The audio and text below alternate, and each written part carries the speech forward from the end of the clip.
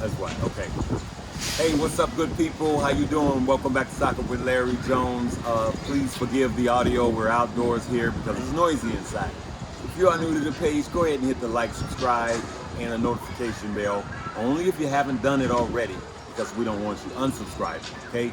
Welcome to the page if you're new. As you can see, I have my good friend Stocks with Josh with me. I have to say that slowly.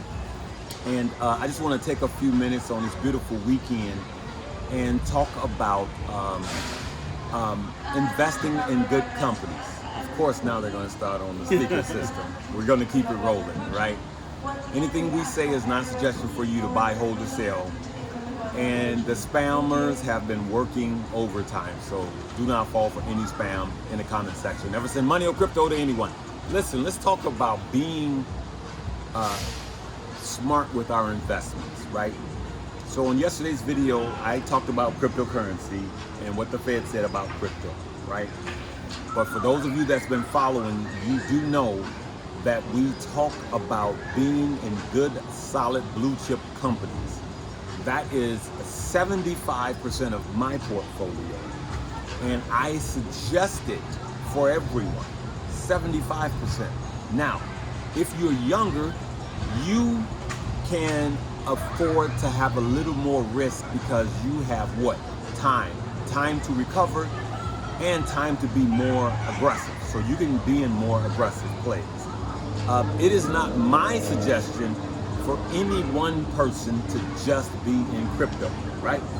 And the older you are, the more stable, the more stock market, the more dividend paying blue chip companies that you should have. So the older you get, the more safe you should be. You should be more risk off. But then the fundamental thing that we're doing is the same. We're buying fear and we're selling greed. Now, there is a broad difference in investing and trading. You have day traders that trade every day. You have swing traders like myself.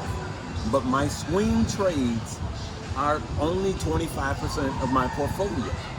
75, actually, to be honest with you, at my income level, 78% of my money now is in investing. And when I mean investing, stock that I plan on having for a minimum of 10 years or more, right? I always say, if you want to build generational wealth, you must be willing to hold a company, a stock, or even now a crypto for a generation. And that's what I suggest. So, Larry, what do you have in your 78%? I'm just gonna say 75. I will tell you, I have Apple, I have Microsoft, I have Google, and these are the plays that I'm going to continue over the next 10 years at minimum. I have Apple, Microsoft, Google, I have some VTI, and I have some VTO. I know they're similar, but I have them both. I have some Tesla, right? And I have dividend stocks, and I have some of my dividend stocks in my Roth IRA. And so Larry, may I jump in with something? Yes, absolutely. So at the close of this last week, we had big tech did pretty good.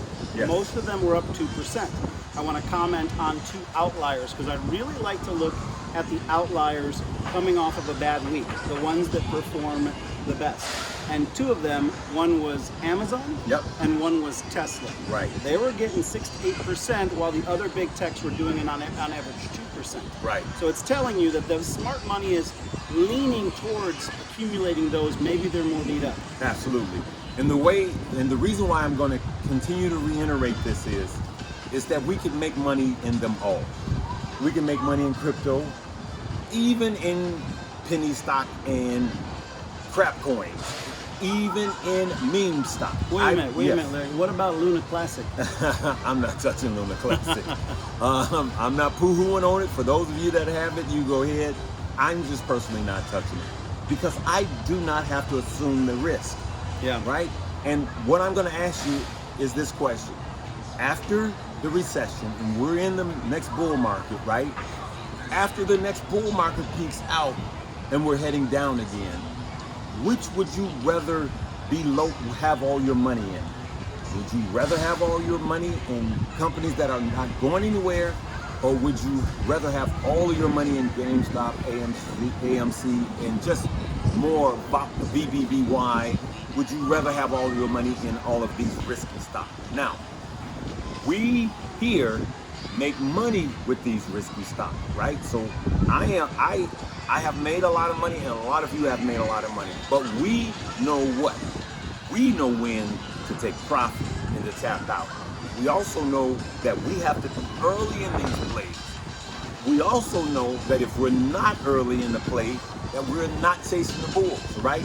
Josh and I talks about it. You guys are gonna laugh, but I'm going to Spain and I'm running with the bulls. It's been a lifetime dream of mine.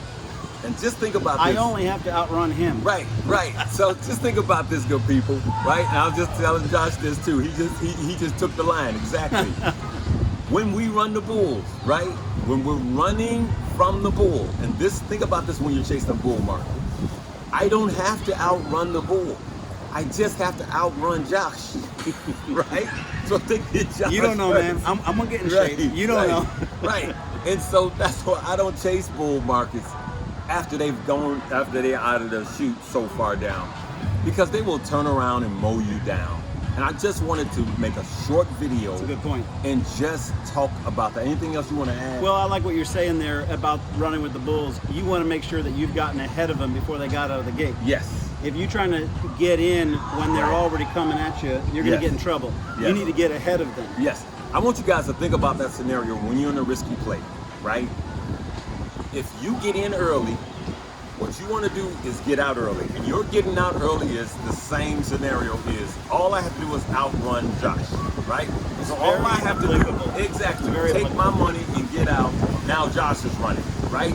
So I'm tapped out, and I'm not in the race anymore. I've taken my wins. So we're in Florida here, and I think a storm is coming up.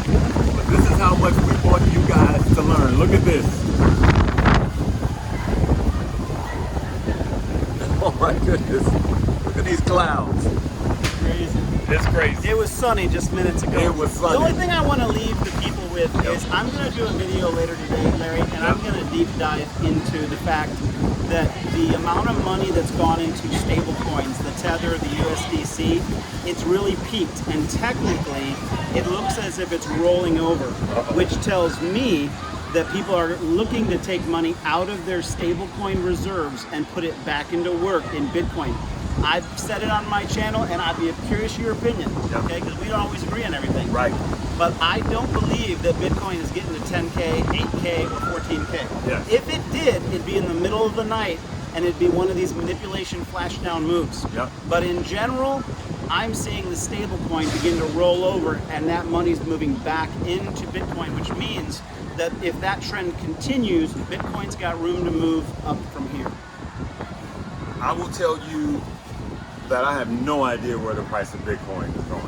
But what I do know is, during this phase of crypto, the best thing to be doing, if you believe in crypto, is to be accumulating, because we're in the accumulation stage. Absolutely. That's all I know.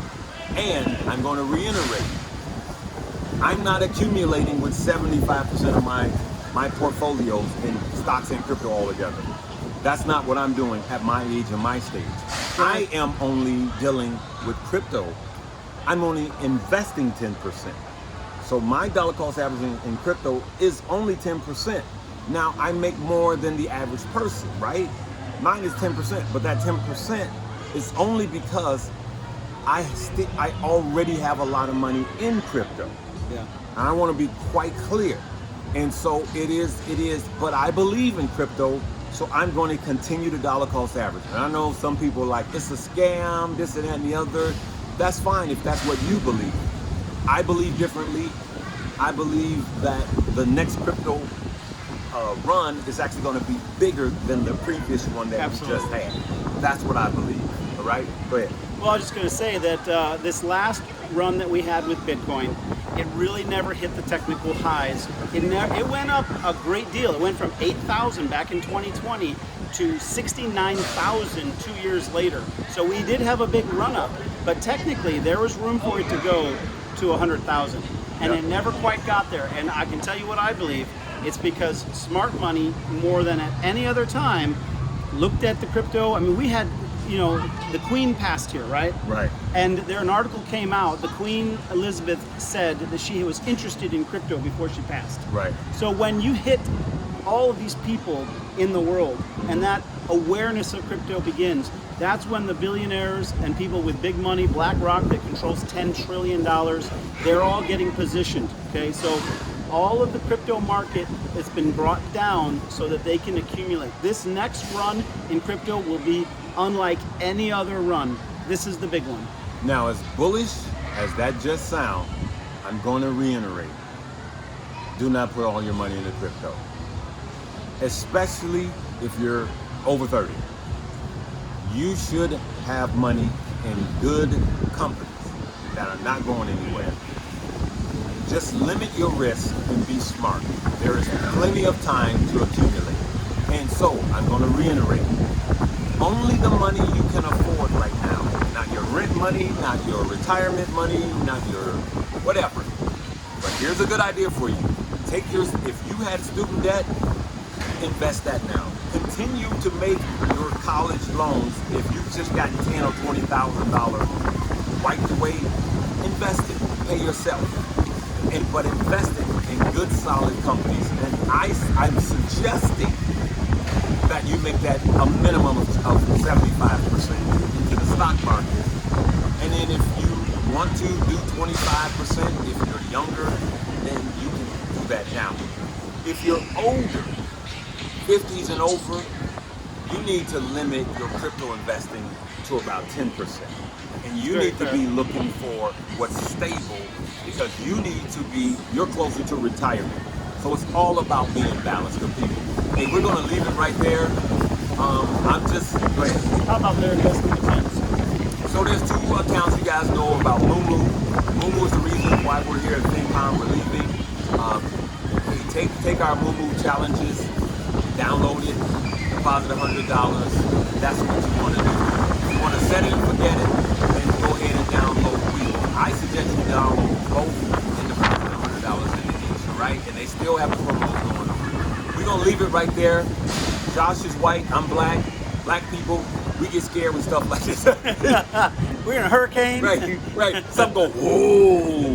White people go, what's that? Let me investigate. Black people go. You turn around, where's Larry? I'm watching Josh on the 10 o'clock news. This just happened at 9:59. At 10 o'clock, I'm at home watching news. Josh should have got out of there. we just joking with people. That's what I love about this family. We are all nations, all races. We're gonna have fun, have a good time while we're making it. We are a family. All right. Love you guys. Live, love, laugh, and learn. Peace and blessings. Pray for us that we don't blow away here in Florida.